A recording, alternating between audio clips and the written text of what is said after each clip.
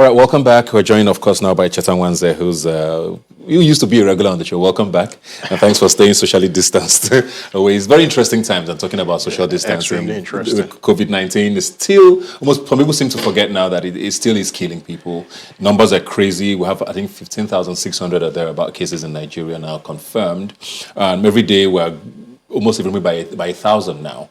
But we're also going through this human rights drama in the country as well. There's been rape incidents going on, police shootings happening here as well. And we're watching what's happening across the world.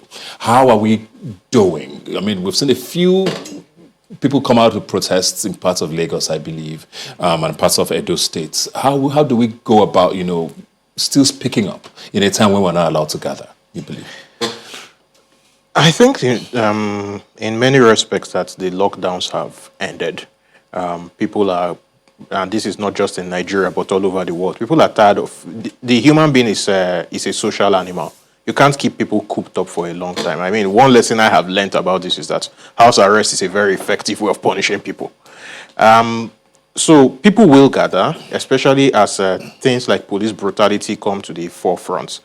We've had at least 4 incidents of rape in in churches. The Uwa incidents in Benin, God rest her soul. We've had one in Benue. We've had, yesterday there was one reported in Oyo State. There's also been one reported in, I think, Abuja. I mean, human rights will keep coming to the fore as long as we run a nation or a country where we don't have consequence.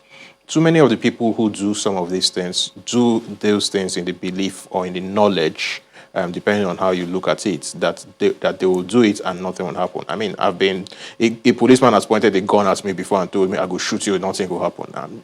He will not do that if he doesn't genuinely believe that nothing will happen. When you have a situation where since the day Nigeria declared its index case till yesterday, today is 14th bar, so yes, the data I have is accurate as of the 13th of June. Since that time, we have a case of 62 people have been shot dead by the security forces in various guises. That's major. And when you have such numbers, at some point, people will finally begin to get tired and will begin to congregate, speak up. I would say that NSAS has been on pause. But it will resurrect. Yes. That's just the harsh reality. We're going to take a very, very short break. When we come back, we'll be joined by the Secretary of the National Human Rights Commission to get his perspective on what they're doing with regards to human rights issues in Nigeria. Please don't go. All right, welcome back. We're talking human rights and coronavirus in the coronavirus era. And of course, I've been joined now from Abuja, from the National Human Rights Commission, Tony Ojukwu. Thanks for joining us, sir. I want to just start basically with all of what's been going on in the last couple of weeks. We've had so many incidents of rape and, I think most importantly, police brutality. We did hear about Tina, who was shot dead in Lagos. And as we heard from Cheta earlier, we've had at least 62 cases of extrajudicial killings by security operatives since the COVID-19 pandemic started. I mean, these are issues that are glaring. And one case is what triggered the whole of the United States. What are your thoughts on where Nigeria is human rights-wise, especially with regards to those who are supposed to keep us secure?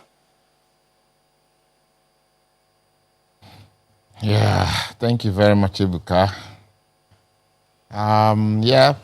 It's as if the COVID-19 pandemic threw up so many things. And human rights is also one of the victims of the COVID-19 pandemic because, of course, from the lockdown, it's as if the security agencies just went on rampage and, it was like violation galore. And we said so, but it did not only stop there. There are things by also private actors, things like rape and domestic violence and sexual and gender-based violence generally was exacerbated, So even some areas that we did not even advert our mind to, we underestimated the effects of locking people in during the lockdown, I kept wondering. I said, what was it that was provoking this level of sexual and gender-based violence just because of the lockdown. And I realized that the human being is really a social animal, and if you put people under house arrest, under the conditions under which the lockdown was being enforced, that's the consequence, is the manifestation in so many ways. However, it also has exposed the inadequacies of our system, that women remain unprotected, that women's rights matter, and that we should do all we can to make sure that this doesn't continue and should never happen again.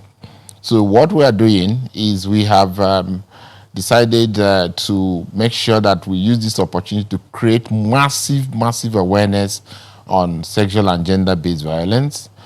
We make sure that we train all the responsible agencies like the police, and we are collaborating with NAPTIP and police to make sure that every single case of sexual and gender-based violence is going to be thoroughly investigated and prosecuted, because accountability is an issue.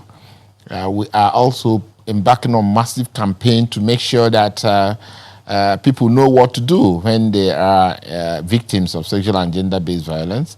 We are also trying to create awareness so that people don't feel stigmatized, so that people don't feel withdrawn, because if they feel withdrawn, they will not report cases of sexual and gender-based violence, and that is why perpetrators go free. People must be able to come and speak out.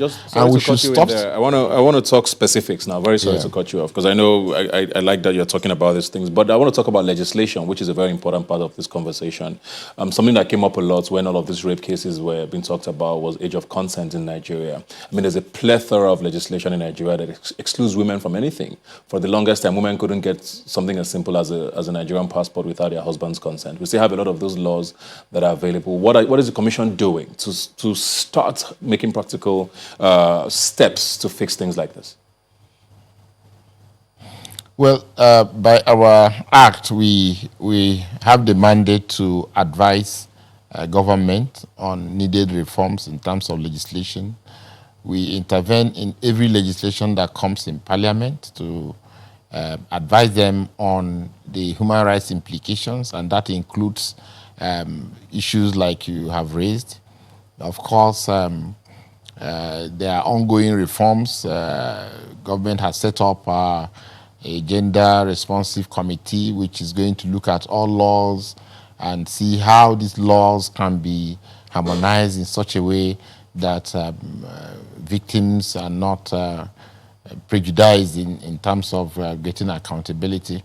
So we are looking at all that now, and of course, we are working with other stakeholders to make sure that the relevant laws are going to be reviewed to make sure that prosecution is a little bit easier, and it is not hard on the victims of sexual and gender-based violence.